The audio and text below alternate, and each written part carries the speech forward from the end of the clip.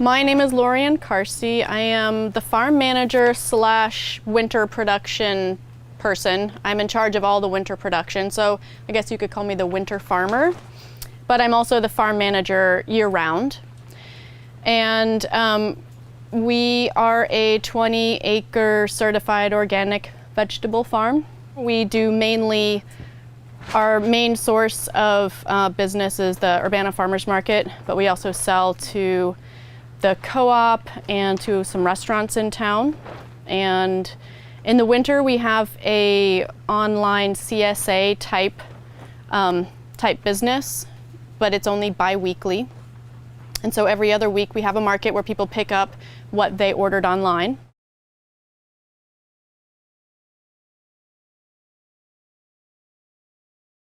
It's a lot of work, and he wanted a break. And you're still, when you're not producing in the winter, you're still farming all winter because you're planning for the next year, and you're buying things, and you're going to conferences, and you're taking that much needed personal time to see your family, etc. And so he just didn't want to be making all those decisions, to keep making all those decisions all year. So yeah, it's about wanting a break.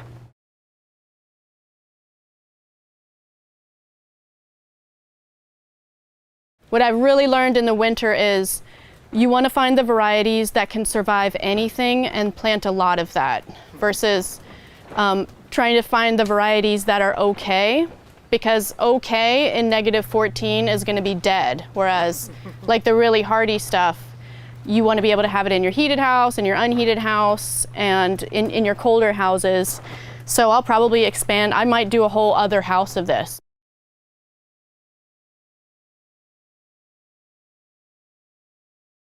We move the houses every spring. So you can move the houses in spring and fall, but we are going to be putting tomatoes in the new spot. And if I move a house every spring and fall, then I always have to plant my tomatoes in the same spot. And so if I move it every spring, then I have tomatoes here one year and tomatoes there the next year, and I get a really good rotation. We're going to start looking at the weather next week and see if there's a nice sunny day with no wind where we can get them moved. And then we'll be planting tomatoes in there in early April and late April. We unhook the house from the stakes, and then we roll up all the sides, and we connect the end to some pulleys that are connected to a tractor, and then we just slide it across the ground. And this one is going to go that way. So there's an empty plot behind us. Like, I'm trying to leave these guys exposed as much as possible, like the sides up to cold and wind. And you just, I kind of say to myself, whatever is under the plastic, once I move that plastic off, I can't really count on that crop anymore. So it is, the movable houses are great. And with the winds that we have in Illinois, it's tricky and you have to be strategic. Like I won't plant chard, for example, in a movable house anymore because I just lost too much. They can't take it. Like at least, kale is just so hardy, but chard isn't hardy enough for it.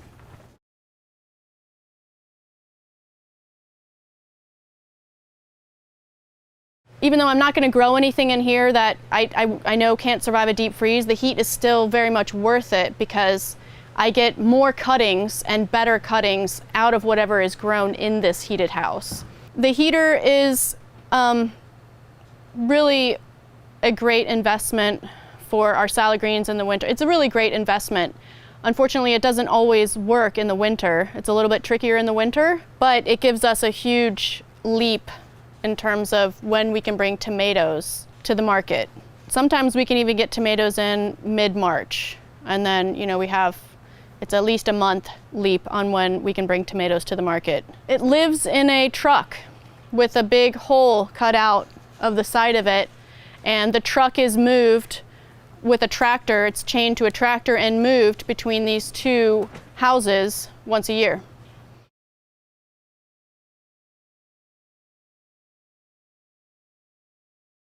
We have this thing called Kumestat, which is an online service which allows us to be able to monitor temperatures on our phones actually, and there's a little tag, a little thermometer tag that we can hang, and it communicates to our phones, and it can even sound an alarm on our phone if the temperature is too high or too low based on what we want.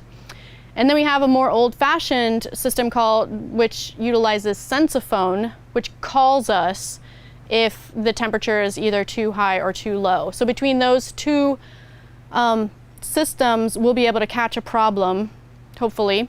And we also have the thermostat that regulates the heater that we have back here. Even though this is a heated house, we can't always count on the heater to work. So we have a backup where we hoop everything. We've removed these hoops because we were planting, and so we remove the hoops before we plant, but usually this is totally hooped, and we have a couple of row covers here in case the heater does fail and we get a call that says, you know, it's getting cold in here at 3 a.m. So then we can come out here and just cover everything and try to fix the heater the next day. This was seeded at the beginning of February, and it's about 6 weeks. Stuff that's seeded in February. I just harvested that, which was seeded February 1st last week, and I'll get a couple more cuttings before it wants to bolt.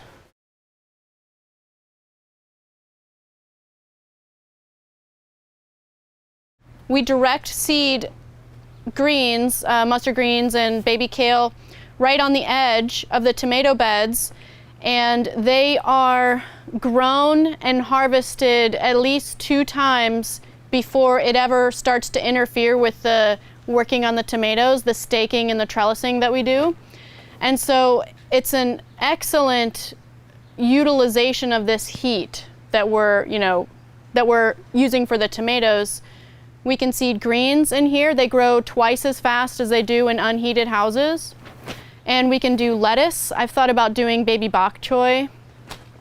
So we're gonna have 4 March, April tomato houses, and I'm gonna seed on the edges of all of them, because even in the unheated tomato houses, we keep them warmer, and so they get all that protection anyway, and it gives us a really secure crop. At the same, like, I'll seed these even if we're seeding outside. I'll still seed greens in here because it's a secure crop.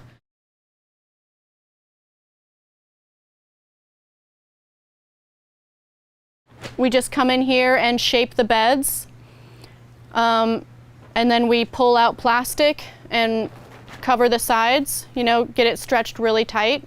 We have some people who know what they're doing, and so they get it, like when they're working in here, they have all the sides lowered so that it's like at least 100 degrees, so they can stretch it, and they get it really stretched out and precise.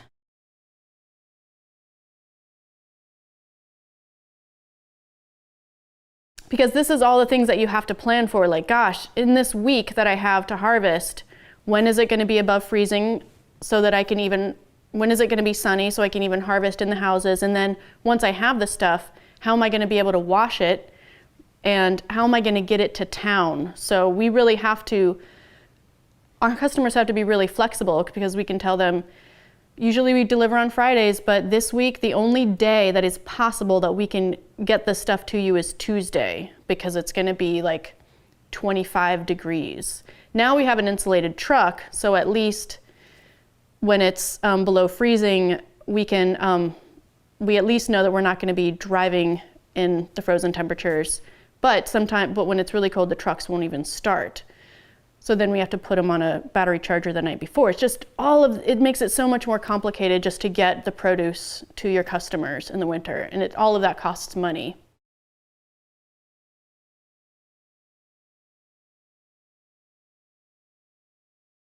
Season extension to me is about being able to start early in the springtime. So you can have early tomatoes and early peppers, early squash, those summer crops earlier, a couple weeks to a month earlier. Very important.